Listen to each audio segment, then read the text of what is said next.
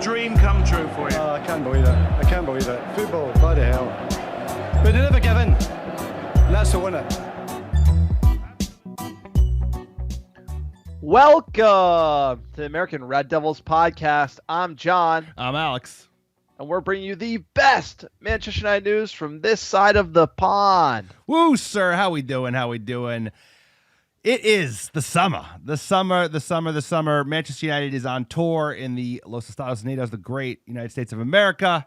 They were playing in our neck of the woods, sir, where we, not too far from where we grew up in the Meadowlands, a.k.a. MetLife Stadium yesterday against the Reds of London. They won 2-0.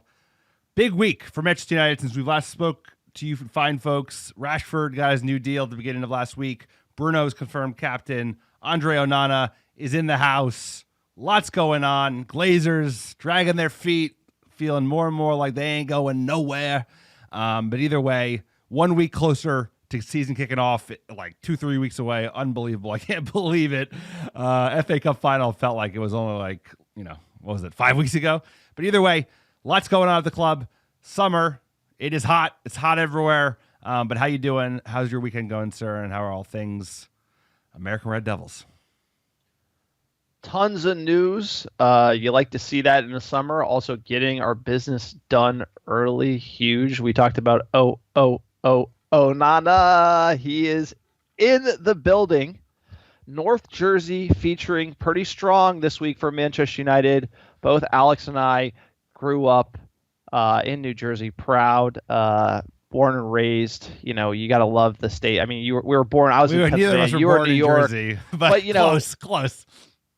I feel like tri-state area. Same but really raised there. We're very familiar with those sweltering summers. That pitch looked hot. The humidity. MetLife Stadium. It used to be the Meadowlands.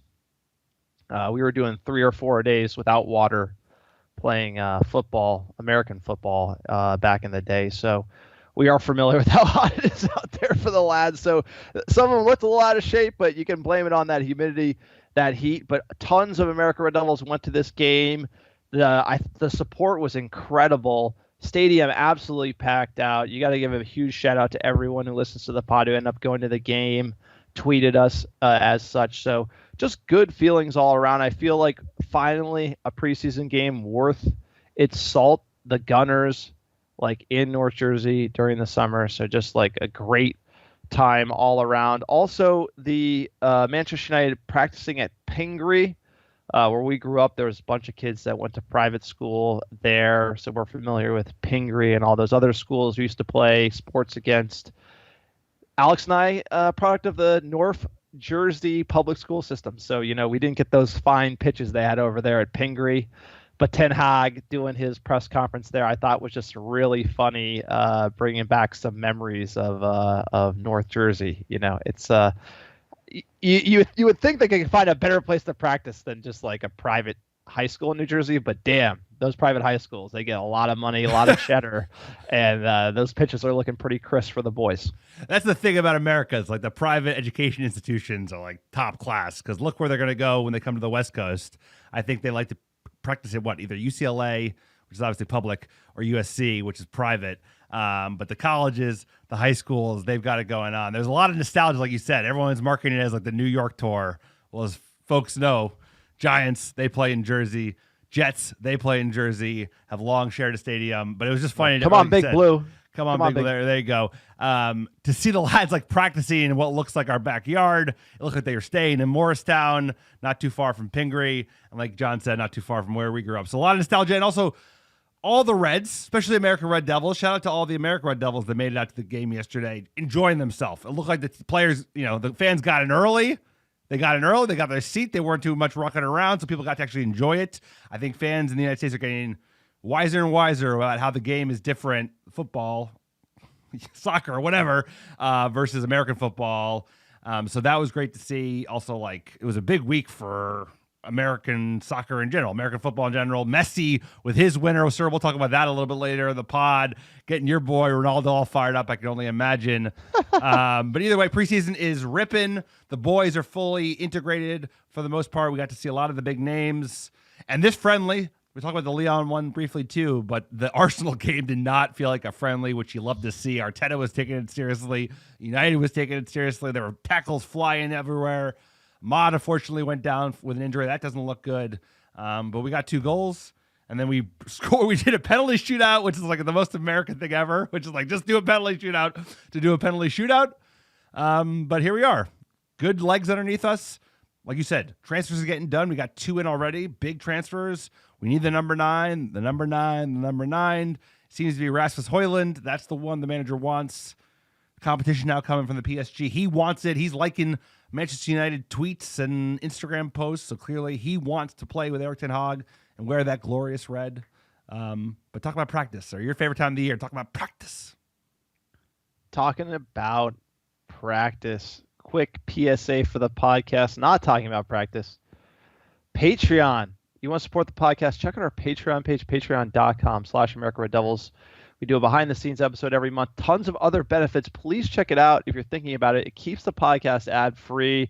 We don't ask for a lot. If you want to join the creme de la creme of the American Red Devils community, check out our Patreon page. Big shout-out to Eric MUFC, who signed up this past week. Thank you so much for being a Patreon member. Your support goes a long way. Keeping the sponsors and ad reads off this podcast, as well as, just big up in your boys at the ARD. Check out our website, americadevils.com, americadevils.store for all of the merch, scarves, shirts, you name it. Alex has been working overtime getting those Glazers Out scarves to everybody going to these preseason matches. So appreciate you if you place an order. And like I said, Patreon's not your bag. Check out our store. Also, like, subscribe. You know the drill.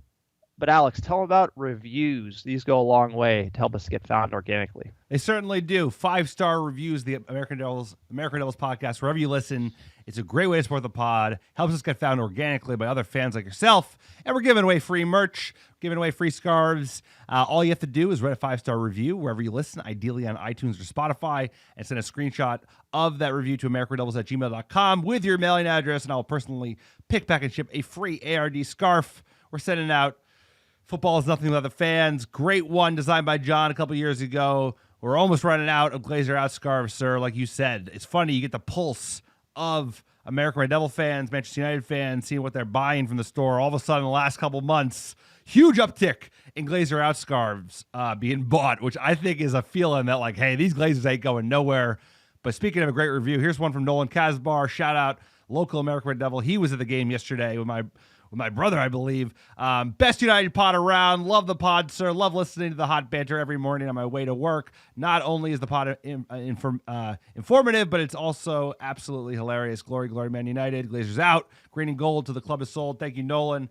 Thank you to everybody who supports the pod. We couldn't do it without you. A lot of Patreon members have been joining over the last couple of months. We appreciate that as well. Keeps the lights on. Sir, we're talking about practice. John's favorite time of the year. What happened over the last week? I mean, you're the guy who's in charge of talking about practice. You know how I care about it. But look, let's jump in real quick. United played Lyon here. This friendly was played at Murrayfield Stadium. Edinburgh. Nice stadium, by the way. Nice town. But again, just quickly hitting on it, the lineup here. Kovar in net for United. Maybe the United number 3, I'm going to guess, but he wears a 38. AWB, Varane, Martinez, Fernandez at left back, Mejbri, Mainu, Diallo, Mount, Antony, and Jadon Sancho. Played Lyon, Lacazette featuring for Lyon. This is preseason. This was probably one of the worst I've seen. The pace is so slow. How much really think? Martinez pulling out a challenge. This is the difference between. I'm trying to highlight the difference between it's true. the Arsenal game and this one. Obviously, Donny got his goal in the 49th minute after coming on, like, with the tons of subs.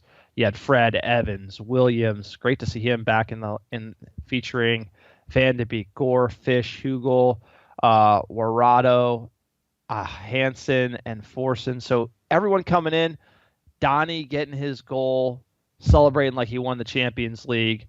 That's my only critique there. The Selly was like a little, like, you know what I'm saying? But he just like, came off an injury. No, I know. Cut a guy. Cut him. I'm not trying to cut nobody. I'm trying to call balls and strikes. I know. I'm not saying you can't celebrate scoring a preseason goal, but that was a little. That tells it you wasn't quite wow. It wasn't guy. quite wow at scoring like a garbage goal against your Europa League team. But it was close. I don't know what's worse. I mean, like, I don't know what's worse, but this one was like, I agree, kind of came back from injury. But like, if you're like a 16-year-old, 17-year-old kid and you score, like, celebrate. But you're Donny Van de Beek, bought on 40 mil. You know, you went to Everton, did nothing, you came back, got injured. I mean, like, this one's a little mystery to me. We're going to see what happens to him. Clearly, I'm rooting for him to play well. Maybe we sell him, or he can feature for United. But I think it says a lot about we're looking for mentality monsters at Manchester United, and mentality monsters don't celebrate preseason goals like that. I'll tell you that, sir. You got to read the tea leaves. How are you feeling about this game? No, I think it's a good juxtaposition. Like you said, it felt like different speed than the Arsenal game, which we'll talk about in a second, which was yesterday, and that was like very much against their close to first 11. I mean, they played a really strong 11. We did for the most part as well. And, you know, the Lyon game, we got to see a lot of the kids. I think Kobe, he continues to shine. He seems to be like the really big bright spot out of this preseason thus far. Obviously, the center back pairing, the starting center back pairing, they got another 45 minutes. I thought Hannibal looked good. I think Hannibal shows a lot of promise given his ability. You know, he goes up and down the pitch both ways. He's good attacking. He put in a really big challenge in the Lyon match. But it was the youngsters, right? Like Donny probably needs to be sold. Opportunity for him to shine, get some minutes, but they should look to like sell him. I don't know how much you could get for him at this point. But Kobe Mainoo, 18 years old. He looked very good at Lyon. He looked even better yesterday against Arsenal and their $200 million midfield. But I like that. Like Edinburgh was the last preseason. I think the young kids, the under 21s, they flew out straight to San Diego for the Wrexham match, which I believe is Tuesday. And then the first team proper, the boys that had been out the longest because they played in National League, whatever the hell that was, they finally met up with the guys in Jersey for the Arsenal game. So you really got like, it didn't feel like preseason. I mean, it felt a lot more intense than the Lyon game. It felt like a pseudo Premier League game because I just think Man United and Arsenal, they don't like each other. We haven't liked each other in a long time. And it just feels like that rivalry has reignited because they're chipping up, we're chipping up. And there's a lot of players that I think just like genuinely dislike each other on the pitch. And you know what? It made yesterday fun to watch. And I think if you were at the game, preseason games can be a mixed bag, but there was an edge to the game that probably made it a lot more exciting. You also had Arsenal fans like fight nighting each other in the stands, which is unbelievable to see. I don't know if it's more of an indictment on Arsenal or on New Jersey, but either way, that was entertaining as someone who wasn't involved in the fight, just watching it go down. No, absolutely. And I think to your point, coming stateside, going to the Pingree, getting Onana in, I feel like the vibes is starting to kind of build a little more into like what I would consider real preseason. 82,000 people came out to Incredible. MetLife Stadium. Also, the atmosphere before of the Manchester United chants, like fans chanting. I feel like, when we started following this team 20 years ago in the United States, it was like people didn't even know what it was. And to see it come this far over 20 years where you can start seeing people in the UK respecting the U.S. Fan base, I think it's huge. And it just shows you the passion. I also think the Northeast is huge for Manchester United and EPL support overall, given, they don't have to get up at the 4 a.m. It's much more friendly as far as the time zone is concerned. Also making trips is easier. So they definitely have the hooks in, like New York, especially the bar scene. That's come a long way. So I feel like, just seeing 82,000 fans come out to MetLife and just get absolutely fired up to watch United was huge. And to your point, looking at the starting 11 for United, we had Heaton in net, Shaw, Martinez, Varane, Wan-Bissaka. That looks to be the starting back four for the season. So at least the manager's giving you that. Mount, Mainoo, obviously those two in the midfield with Bruno. You're going to be seeing Casemiro, but he's got to get some lose some LBs, as we say here on the pod. Garnacho on the left, Sancho at 9, Antony on the right.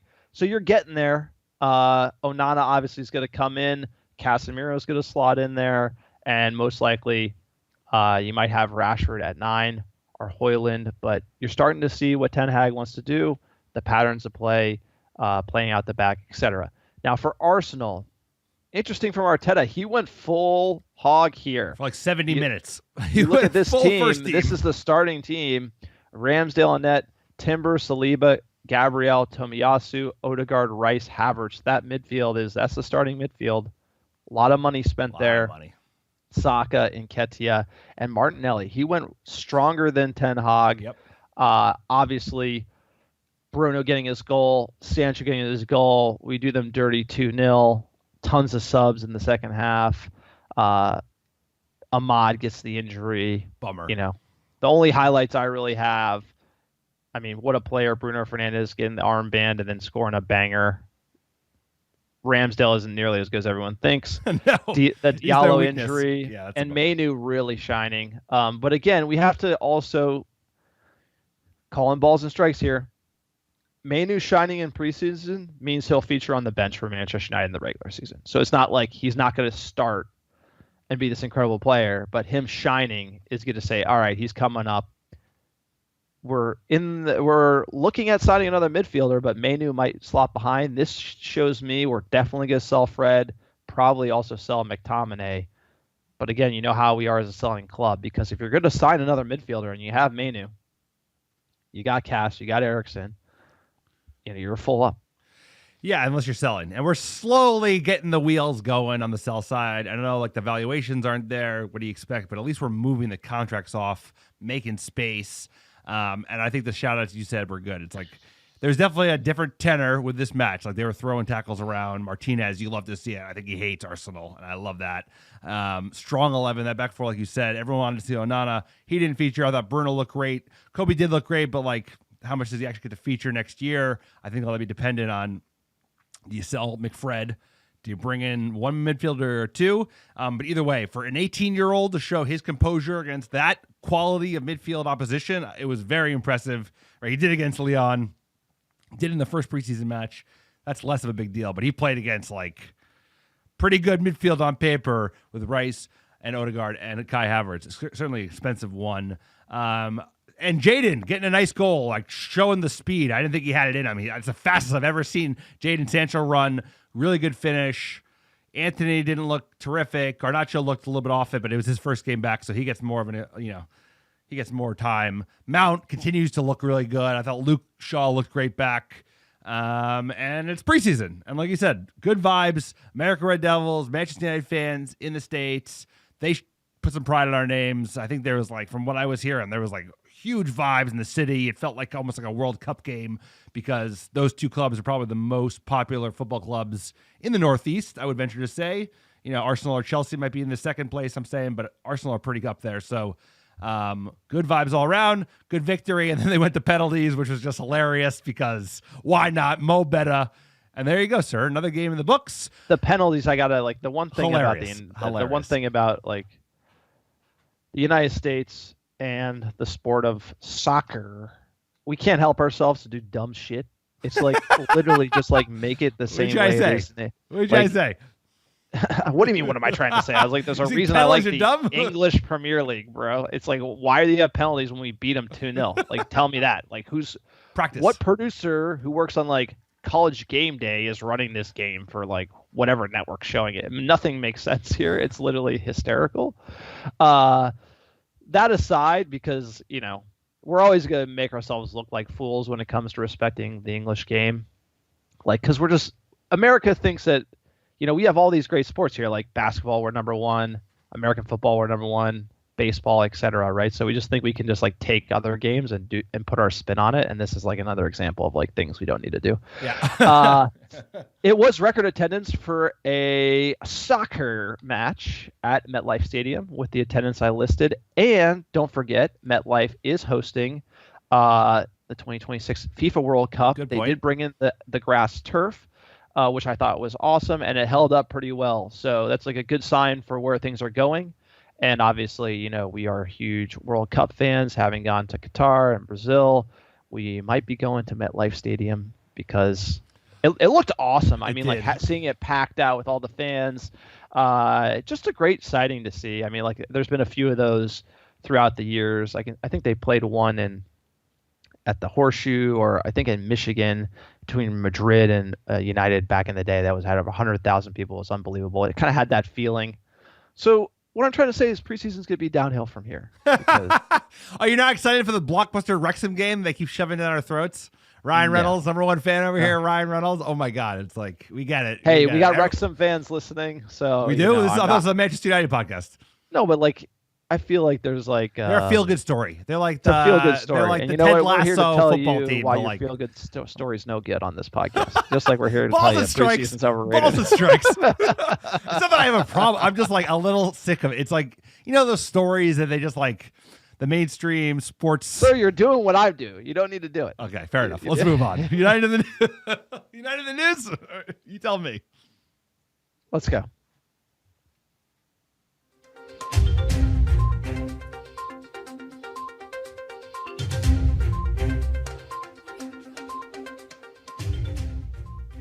United in the news.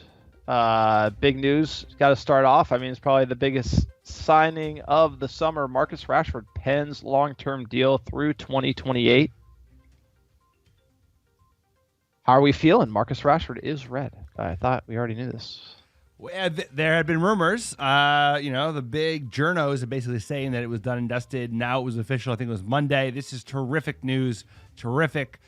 Because a player who had a great last season, I don't think this is just him being rewarded with a bumper contract, because last year he had one off year, which was the year before, but he's been making progress. He's an unbelievable player. We are dying for goals on this side, and if we didn't have Marcus Rashford last year, we would have finished miles off the top four. So he was a huge contributor to everything we've done. He seems to be getting better and better, committing to the club. He's on like the same wages now as Jadon Sancho, and you know what? He deserves it. I don't even think he's paid as highly as Varane or Casemiro. Some of those details are still coming out. So to put him at parity with some of our highest earners makes sense. Sign him for 5 more years. PSG, they're losing Mbappe. They're going to be sniffing for a player. Rashford would fit the mold. And luckily, he's recommitted himself, because this is super important. One of the most important pieces of document signed this summer at Manchester United, because we got to keep him around. The value of trying to replace him when we are going for like a Højlund with 9 Serie A goals, and he's going to cost 60. Like, how much would it cost to replace Marcus Rashford? I mean, arguably priceless, and huge deal for us. So this is great to see. Recommits, earned it in my book. So I'm very happy about this. Love Marcus Rashford. Great player. Can we expect the same production out of him this year as last year? I think probably not. Does he earn the bumper deal? Yes. My only concern is around our wage structure generally, because I'm not going to applaud. The rumor is £375,000 a week, which is like eye-watering wages. Obviously nowhere near like what Holland or Messi's making. There's still like another tier, but Jadon Sancho's making 350. Casemiro's making 350. Varane is in that range as well. Bruno around 250. You're gonna have to bump Bruno now. So this is more of like a comment on the director of football, the overall wage structure of United, and like you always comment on the overpaying De Gea. I think this is overpaying in my eyes. Like 300, 275.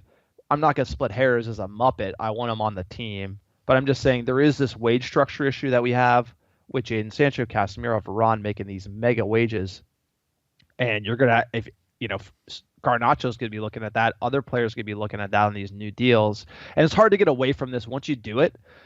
Hysterically, I think the CEO, Richard Arnold, said we're no longer going to pay anyone above 200K a week. That was funny. And then he did it with Casemiro. Now they're doing it with Rashford. So it's like completely blown up our wage structure, and it creates some problems. I mean, like, why should Bruno Fernandes earn less than Marcus Rashford? I don't think he should.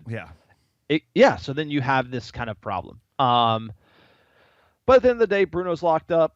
Rashford's locked up. This is a huge win for United, but again, it gives me concerns around our wages because we just have this history of overpaying people and not getting the return on the investment. So, yep, there. Like Martial, great example, 250K. He makes the same as Bruno. Yeah, Ante's on 200. Maguire's close to 200. Jesus Christ. Think of like Luke Shaw, 150. Like, why is he on 150? if he's Anthony's paid arguably more. in the same tier as a Bruno, as a Varane, who's making $200K more. And this is obviously not a critical point we need to focus on, but just something to watch, because Luke Shaw making less than half of Marcus Rashford, Casemiro, Jadon Sancho, and Varane, kind of strange. And we just re-signed his contract. Obviously, Bruno's is relatively new. He got a new re-up in the last 12 months. Same with Garnacho. I've heard conflicting reports. I've heard it's like 325, which is, I believe, where Sancho's on, and then Varane and Casemiro were at 350, 375. Might depend on the add-ons. It might depend if they're playing in Champions League or not. Yep. Obviously, De Gea was on 375. I do agree, because it's like Bruno is on the same as Martial. Explain that to me. And then you pay Magoo and Anthony more than Shaw, who's like, you can make the argument he's our best defender, him and Martinez. So I don't know, man. It's all over the place. I'll just take it. If we're going to pay Jadon Sancho that money, then you have to pay Marcus Rashford that money. But at the same time, like you said, like you'd imagine Bruno, if he's got agents, are like, hey, you just gave these guys 325. Like Bruno is, like I said, he's in that elite category. He's arguably our best player. So I don't know. I wouldn't want to be the DOF dealing with all this fucking shit. But if you know what you're doing, it's a wage structure. It's a bit really of a mess. important. It's a mess. But yeah, he deserved it. Like we needed to keep him I know, because but we have like, no other strikers. It's clearly like sign Marcus Rashford, win general organization of United and how we spend money, like L. Like yeah, Lisandro Martinez making 120K a week playing Crazy. next to Varane, who makes 340K a week. It's like, why? Yeah, that is nuts. Why? Like, I would argue paying the best player on the team 250K is plenty.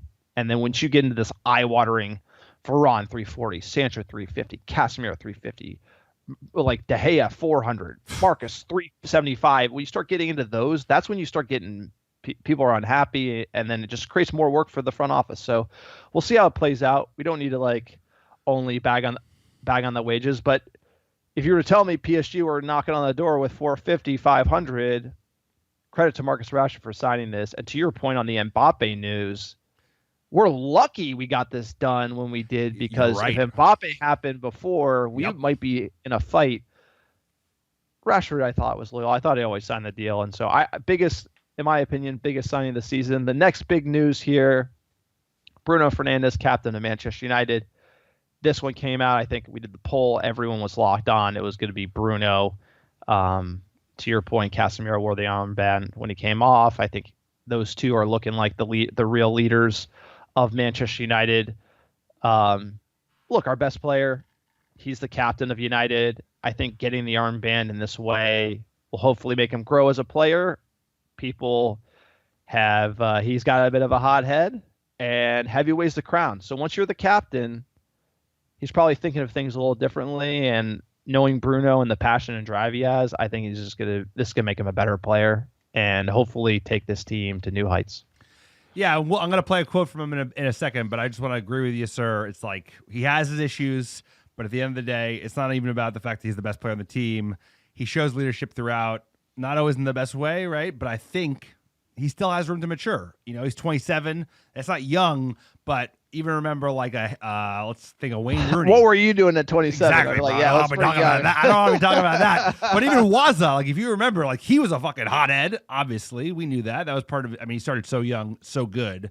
And part of his just aura was being like so hot and ripping all the time. But as he got older, he calmed down. He was much better with discipline. I'm hoping Bruno Fernandes will whinge less. And I saw the first sign of this yesterday, dude, when he was, I love our manager, crazy bastard, yelling at the ref at halftime over a foul. I think Martinelli put on Sancho, and he's yelling at him a preseason game, and Bruno goes over and like grabs him. I was like, bro, leave it alone. It's like they probably ref NFL games. Like they don't worry about it. It's a preseason game. So love to see that from Bruno Fernandes. Let's hear from the man himself. Manchester United captain, how proud are you? Oh, obviously, it's such a beautiful moment for me. Obviously, to share it with my family too. It's not something that you dream about, because that's above your dream. It's something that makes you feel proud of everything that you've been doing, and obviously is a big responsibility. But it's already a big responsibility being part of this club. So we know that for me it will be the same. I won't change. I will keep the same standards, and just trying to give my best as captain as I was doing when I wasn't. I think everyone remembers the reaction before the PSG game when you got given the armband for the first time. You've done it many times since, of course. How does it feel to lead the team out and have that honour and responsibility? Obviously, it's a great honour. The first time was in Champions League against PSG. I was get a little bit by surprise by Ole, but obviously I said to him at the time, it's such an honour for me. I still have the armband and the shirt from that game because I wanted to keep it for me, because it's something that is not for everyone, and it's something that has to make you proud, has to make you understand that you are in a place where everyone would like to be, playing for Man United, and obviously playing for Man United and having the chance to have the armband, having that responsibility is such a big honor.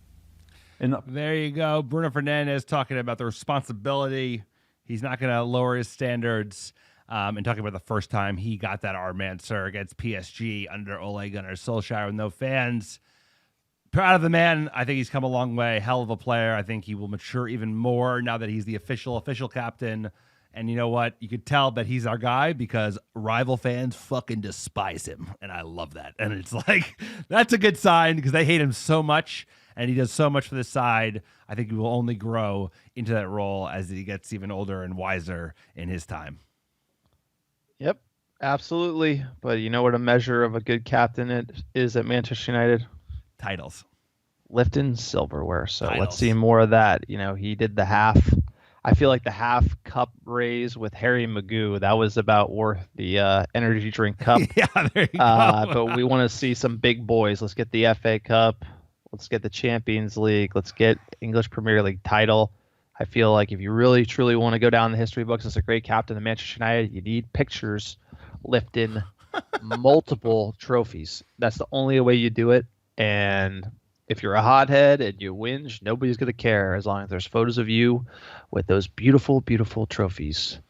Give me the ribbons. I want to see them. You're absolutely right. Exactly. Sarah. No one gives a shit. No one's going to complain if he's a hothead in Liverpool if we win 21 or number 4. So it's like no one's going to care. No one's going to be yipping about Peppermint Patty Kit if it's winning the Champions League, brother. I'll tell you. I'll be the first one to buy that thing, long sleeve, so I get more of that Peppermint Patty kit. More of that Peppermint that Patty kid is wicked. Kit. That kid is wicked.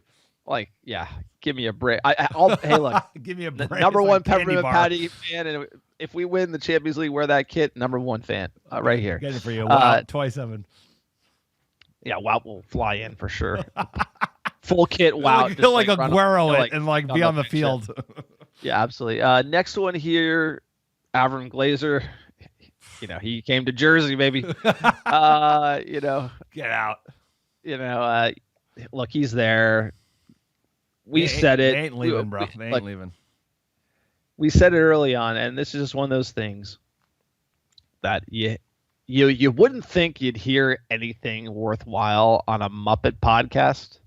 You know what I mean? Like, but you and me have done this for a living. We know what it's like selling businesses. Everybody's just jumping on the Qatar hype train, rumors, just selling you bullshit. Like, mark all the people on Twitter that said they knew what was going on when they weren't even close by a mile. And it's like, you got to call it like you see it. We said in the beginning, there's no guarantee they're going to sell the club. You run a sale process, you don't get $6 billion, you don't sell. It's up to them completely what happens here. And if Qatar doesn't want to pay $6 billion, they don't get the club. If Ineos can't get there and the deal doesn't look right, doesn't smell right, you know what they'll do? They'll pack it in, they'll milk us for more money, and they'll run the same process, same shitty process in a couple of years. And I've been a part of that. Deals, there's so many things that can kill deals. Like this, it hasn't been a great economy. You know, it's been a rough patch. Like, you look at interest rates, you look at where the cost of capital is. If they ran this process a year earlier, who knows what would have happened? That's all real when it comes to making these types of deals happen. And we said it right from the outgate. Everyone was celebrating the streets like, oh, they're going to sell the club. We said, nothing's guaranteed. It's going to be longer. There's going to be more brain damage. You have no idea how this process is going to turn out. And the more silence we hear, the more it looks like they're not going to sell. If there was a deal, there's momentum, there's mo behind it. You're going to feel it. And there's a lot of Qatar dancing in the streets for nothing, what looks like to be nothing.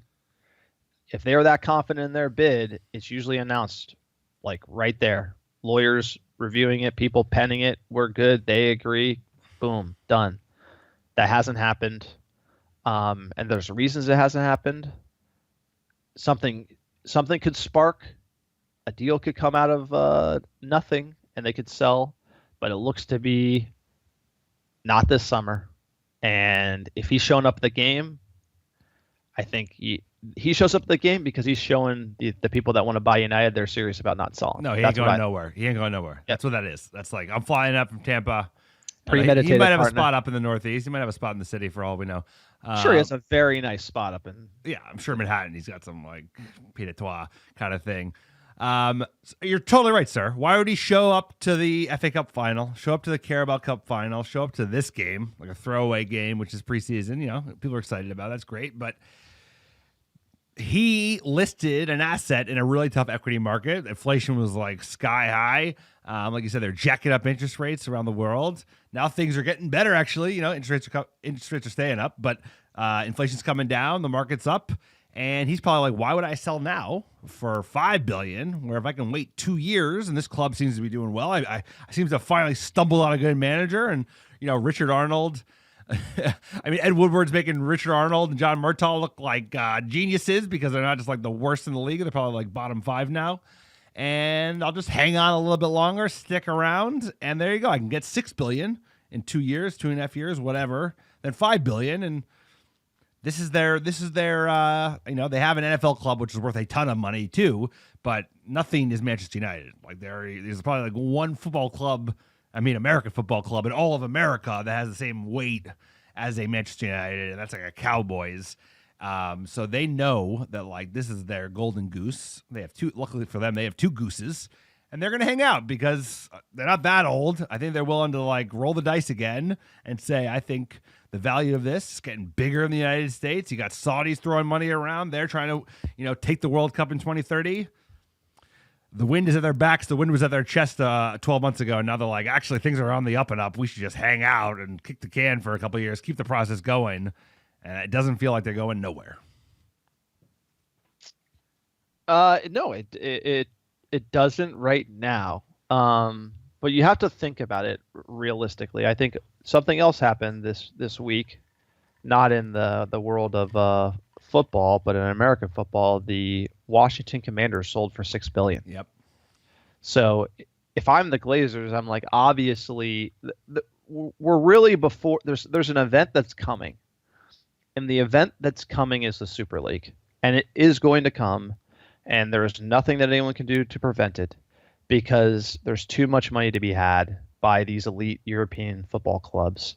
And if you look at the NFL, they literally are looking at the NFL, and the Washington Commanders, who nobody gives a shit about, sold for $6 billion because it makes so much money. So much money. And the reason why it makes money is there's no relegation. They literally have salary caps. Yep. So they have guaranteed visibility into future profit. And they're just like negotiating the hell out of the TV rights, which they own directly as the 32 owners of the NFL. Now, in the EPL, that is not what happens. And when you break up the EPL plus Champions League, and there's all these competitions, all the pie gets sliced more. And at the end of the day, the value of Manchester United in an NFL-like system is going to be worth $10 billion. And so why would you sell it for $5 billion today when you know something's coming down the line? I'm not saying it's coming next year. I'm not saying it's coming in 5 years. I'm saying it's going to come in some fashion where Manchester United are playing Juventus at MetLife Stadium in a regular season game in some capacity, and they're making so much fucking money. Like, it's just going to occur. It's like, and the only reason is because you can look at the haves and the have-nots. You look at where the NFL is going. They might have teams in Europe. They're playing games in regular season games in Europe. It's like lunatic. It's crazy. And right now, a club like Manchester United can't even get what a shit NFL team is worth. And that's the stark contrast. So I would not sell United if I was them. It's probably family dynamics that are causing some of this. So again, I'm not going to rule out like, boom, Qatar buys them for $5 billion if enough of the siblings yell at the other ones and they say we have to go. but it is kind of looking like the deal's on the rocks. And I only highlight all these social media sort of nonsense because a lot of people are talking about things they don't know a lot about, and just be careful about what you fall into those hype trains on social, because I feel like if the Glazers don't sell, everyone's gonna be so let down because everyone thought it was a done deal. But like, if you listen to this pod, we've been cautiously optimistic, I would say, and if they don't sell, I'm gonna be like, yep, that's pretty much what we thought. My optimism is waning, sir, but let's get on to more exciting things, sir. I mean, this is the most important thing. No, it is. For all the it's things like the most important story we've covered all year. No, it's really rough because you and me talked about, we argue all the time about United and why we aren't last decade's been a wash, and it's really because of this, and then the fact that the sale process is fizzling out. I mean, we signed Onana, that's great, but the Glazers was the biggest transfer of the summer. And so I'm hoping, but the hope's dwindling right now, and it's not over till the fat lady sings. So we shall see. It feels like my hope is dying, bro. My hope's on one of those boats. Hey, get those Glazers out, scarves, chant, etc. We got to re-up them, sir. I have a feeling that they're going to be selling like hotcakes if and when they announce that, hey, we're pausing the sale process. Or they'll just kick the can indefinitely, right? Like, they can also do that, couldn't they? They need some sort of. They need to get some sort of cash in. So something's going to happen. Some deal will happen, I think, yeah. and it will be announced. And we'll see. Midnight. Yeah. But like a billion voices cry out in pain. Yeah, basically, a billion United fans around the world. Like, Glazers are staying. Yeah, it feels all right. Let's get into the next one. We signing Onana. Sir, you want to sing the song? Nana. So I don't know what his song's gonna be. He's got a great name. I'm excited about the Cameroon. He did retire from the Cameroon national team, so we don't have to worry about African Cup in January. 5-year deal, £44 million with like 3 or 4 million in add-ons. So pretty good deal. Things considered. He's 27-year-old. They obviously signed up for a free, but like, I feel like dealing with Inter is reasonable compared to some clubs, like dealing with Barca. So I'm excited about this transfer. We talked about this a lot. It's going to be a rocky road a little bit. We're playing a totally different style with like a really ball-playing goalkeeper. He's not going to, it's going to be an adjustment coming to the Premier League. It's so fucking physical. He's going to get beaten around a little bit, and we have to be ready for that, because you pointed out yesterday very well while we were sitting around watching the game, sir, is that the transition from Van der Sar to De Gea was by no means straightforward. That was rocky, and it's going to be the same thing. So we have to be giving this lad some time. He's going to need some time to adjust to the league. The lads around him are going to need some time to adjust to a ball-playing goalkeeper. And either way, I'm all here for it, because this is the way the manager wants to play. And this is the way the game has gone in the last 5-6 years, is that like you need a goalkeeper who could play at the back, right? Alisson changed the game, I think, for Liverpool when they got him. And I'm hopeful that Andre Onana brings a new wave of style to this team. Let's hear from the new lad quickly before we get your thoughts on the matter, sir. Andre, welcome to Manchester United. How excited are you to be joining this great club? Thank you. How excited I am. I'm very excited. For me, it's a big honor. It's a big privilege to be part of this big club, part of this family. For me, it's great. I'm really excited. I'm happy, and I'm very motivated. I'm looking forward. And how much do you know about Manchester United? Have you watched them as a child? Did you watch them growing up? I know a lot, because Manchester United is one of the biggest clubs in the world, and I had some friends already who were playing here, and I had the opportunity to work with Edwin van der Sar when I was playing in Ajax back in the days. But I know quite a lot about this big club. And what's your family's reaction? Sir, soft-spoken lad. Like, how excited are you? And he comes out, he's like, I'm excited. But, totally different evolution. I think we got to give him time, the players around him time. But like you mentioned earlier, I think it's really important they got him in for preseason, so the boys get an opportunity to play together, because the games, they're coming thick and fast. Next season is right around the corner, starts in mid-August. and we need to start on the front foot because it's not an easy schedule. But either way, our new goalkeeper in the house. Very excited for this one, Andre Onana, sir. How you feeling? Hey, look, I love it. Like I said earlier, the transition's usually rocky.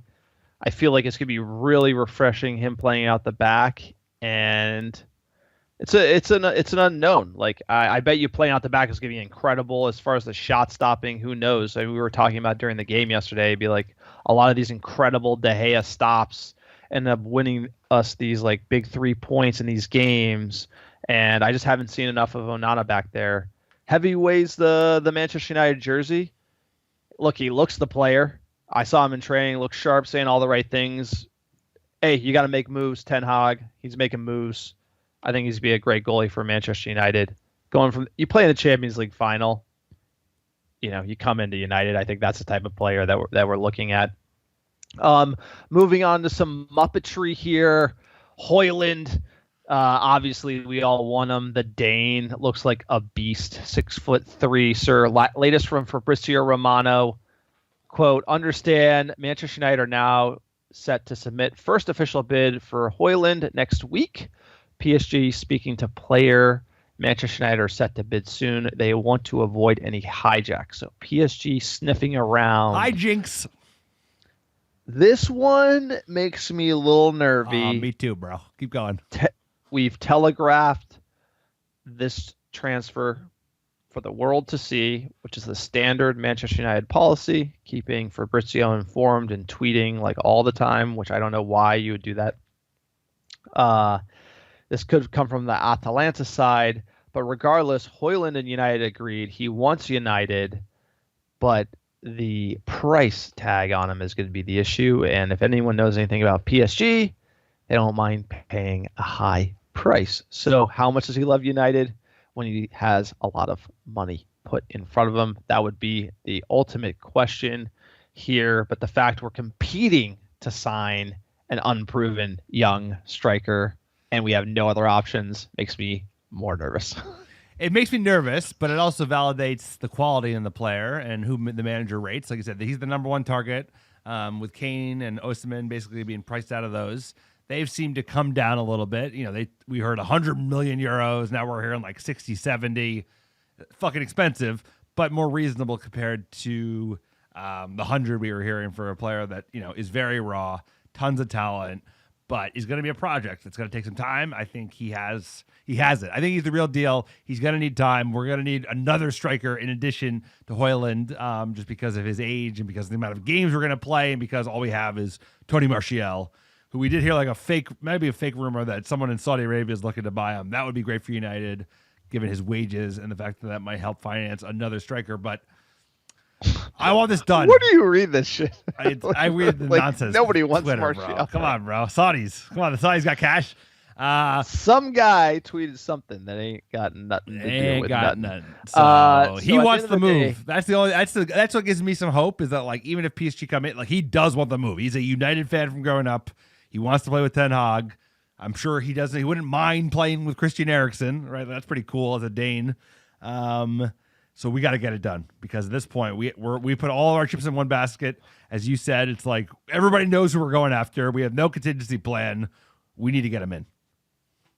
Yeah, but case in point, last summer, Benjamin Sesko, young, unproven talent, big, has potential, United, flirting. The club wanted more money, and then someone else came in, and then we lost the deal. So, this is what we tend to do, is we're haggling over the total price, then someone will pay that price, and then we lose out. And so that's kind of the main issue is Atalanta. You have to have an agreement with Højlund and Atalanta. We have agreement with Højlund. We don't on Atalanta. And if you have another horse in the race, haggling ain't easy. Because if PSG wants to pay it, everybody knows that they have the money. So making me nervous here, because I do want him at United. You can't be paying in the air that would cost you for the last year on Harry Kane's contract, which 80, 90 million pounds. That's too much. I think like you can 60. get still a big player, still a big fee. Next one here, Johnny Evans, fan of the pod. We're a big fan of Johnny Evans, working out in the UAE. Pump and iron with Johnny Evans. That's what we say here on the pod. I'll tell you what, Johnny Evans, when I outbenched him, he kind of gave me a look. Yeah. This guy, big tough guy over there. Let's go, Jersey Johnny. Come on. You were nowhere near a bench. He looked fit. I'll tell you what. He was bench pressing. You and me were running on the treadmill. Yeah, like a bunch of babies. Yeah, exactly. That shows the difference. Johnny Evans was like doing his third workout of the day. In that UAE heat. He's throwing weight. Look, I love this deal. Like, again, the only reason why I love it is because we're so broke we can't spend any money. But I like Johnny Evans, seeing him in the shirt. Don't think we should ever sold him. So we'll see what happens. But if Magoo goes, having him come in, I mean, like, can't be worse than Magoo. And then the next one, a Rombot. Like, Romano's tweeting about this. A lot of noise. He's on the list. CDM, nothing imminent. Again, this is going to come down to like a haggle. I don't know why we're haggling in the open, but we're going to see. I like this type of deal, but this tells me we're going to sell Fred and McTominay. Also, Romano talked about us selling Fred today. So a lot of movement in the midfield. I do like that because there's too much dead weight. And then another bit of news here, the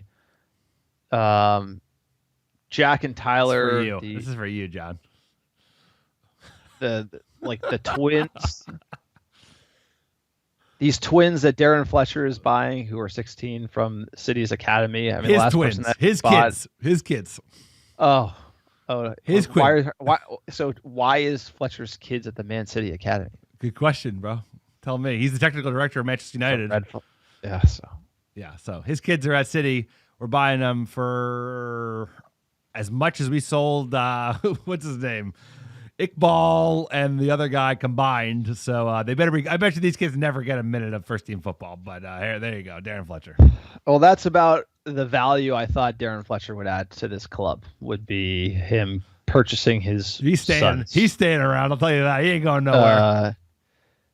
This one doesn't make any sense. And again, the last person from City's Academy that we paid a lot of money for would be Jadon Sancho. So.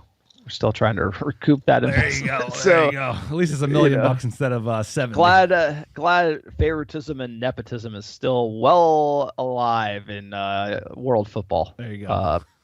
Alive and well. Thank you for correcting me. Next one here. Look, some positive here. Alonga to Nottingham Forest. Romano talking about this one. 15 million. If we can get 15 million for Alonga, wow. This would be the biggest sale Manchester United has done in the past decade. I'm going to say best profit probably, right? I mean, value to price. Yes. I mean, the only other deal that I can think of is selling Lukaku. But again, the way it was structured was we didn't get paid. So I don't even know if we recouped the money on Lukaku because of all the financial issues in Italian football. But 15 million for Alonga is a great deal. Absolutely great deal. We've seen him. We ruined him. He had to come in too early. Rangnick played him too much. Wing, striker, couldn't find his feet. Don't blame the player. I do think there's a player there, but 15 million is a solid price tag. We shall take it. How are you feeling? Yeah, I agree. I mean, I think, like you said, Rangnick played him too much, and I would argue Ten Hag hasn't played him enough. Because, how many minutes did Wout Weghorst get at the end of the last season? And just he had nothing to offer at all. It was like playing with 10 men. We saw it in the flesh with Wolves. I couldn't believe how slow he was. Alonga, there is a player there. I just think he needs to be at a team where he can play week in, week out. He's physical. He's strong. I'm rooting for him. 15 million feels like a good deal. So finally, just starting to. You got to move players, even if the fee isn't great. Tell us another one that just got confirmed. We sold him to Al Nasser in Saudi Arabia, £4 million, maybe as high as 6. Not a great fee, but you got to get him off the books, and we couldn't even do this a year ago. So Alonga feels like a decent fee. You can say tell us a little light, but to get any money when we just want to get him off of our wages, it feels like we're slowly making some progress on the sale side. Yeah, but for the price we bought Tellus on, how recent, it's that's not great. No, it's not. No, it's not. But he's probably on big wages. He signed for £15 million to United, literally 3 years ago, and we saw him for 4. Yep. That's just United's business. It's like catching a falling knife, and that's ultimately the problem that we faced when you spend £1 billion. What do you get for it? And the answer is selling bad players for cheap, and that's really the problem with this club. So Hopefully it changes, but Alonga going in the right direction, you got to call that one right. And then Charlie Savage leaving United. We got to see him in preseason, but there's just so many players like this that it's hard to break through, and we're not making a lot of money. I think you look across the road to our noisy neighbors. I think they sold something like they made 160 million pounds off of their academy in the last decade. Insane. And we've made nothing. But look, that's it. That's all the transfer news. Lots going on with United. We had to hit on the sale. Big players coming in. I love the movement. There's activity on the sales. We're getting players in. We're making moves. I think that just credit to the bald man at the top, Eric Ten Hag. I think he's really driving this fresh change of United, the ruthless business that we're doing, getting rid of De Gea, benching Ronaldo. I mean, this comes from the top. So I do think, despite maybe the sale lagging, there is overall change coming from the main man, the manager at United. And if we look back on this period, this could be the beginning of something special, because there is no doubt in the manager right now, and he's doing work. He's doing work this summer, sweating in the Jersey heat. But he is truly a breath of fresh air at United. And so, might not be a new owner, but look, Eric Ten Hag, he's running the show, and I'm liking what I'm seeing with what we can do. I agree. He's taking the club by the scruff of the neck. He's making the hard calls. He's being ruthless, and unfortunately, you have to be ruthless to be a top manager. Like Fergie, the other elite managers around Europe, they're all ruthless. They're all, they run like there's no margin for error. So great to see it. We got a lot of work to do. But like you said, there's a lot of busy week. This is one of the busiest weeks I can remember, given everything going on. So Onana's in, Mount's in. We need a striker. Let's get Højlund. Let's dish some midfielders, some players that are still on the fringe, and then just build up the season, sir, right around the corner. Can't wait. Fan questions real quick. Quote, Yoni boy, this game against Arsenal just shows that we need a striker or two. Rashford is a bit quiet as a striker. We need him on the wing for his full potential. I totally agree. Rashford cannot play striker. We can't ruin him. You pay the man $375 a week. You get him on the new deal. He has to be playing his best position was left wing. We got to get Højlund or Harry Kane. We need bodies in. And at Randy Scrandy L, always coming with the spicy takes from Twitter, quote, I don't think people are aware how close to disaster this team is this season. Everyone's so caught up in Onana and potential signings without acknowledging how we're one injury away from being horrendous in every position. No squad depth, no fun. Glazers staying too. Well, Randy, I appreciate you throwing the glass half empty speedballs our way. Look, preseason's always that time where you're hopefully optimistic, and then, like I said, Wolves is going to come kick us in the teeth. There's a lot of things outstanding that we shouldn't have. Like, we need strikers at Manchester United. The fact that we don't have them is just like, how is that possible? So I do agree that, like, how are we really can't realistically compete for the EPL if you don't have a striker. Everyone's strengthening. You look at Newcastle and Arsenal. So I'm a little nervous. But, I do think that, given the owners, like you said, the key point at the end of the tweet there is Glazers are staying, and if the Glazers are staying, they're the real issue. And so when me and Alex argue about United and the mediocrity over the last decade, it always comes down to the owners, because they put the incompetent front office in that hamstrings us at the end of the day, and Ten Hag is doing a great job with what he's got. So I think both things could be true. Ten Hag can be doing a great job with what he's got, and the Glazers could be ruining this club. So hopefully we can compete this season. We get some more deals done, sell some players. Harry Kane comes to United. What do you say?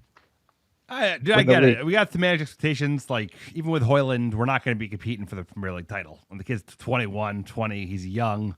If you got Højlund and Kane and everybody stayed fit, then you could argue, like, we should be challenging or close. But we have to manage expectations. This team is still treading water. We're making progress. But like you said, John, it's like, until you get the Glazers out, we're not going to get to where we want to go. It just won't happen. It doesn't matter.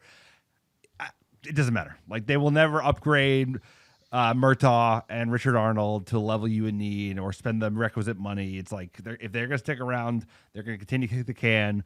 We're definitely seen to be more competent operation than Woodward and Judge. Like, those guys are just like putting on a clinic of how to be like terrible at your job.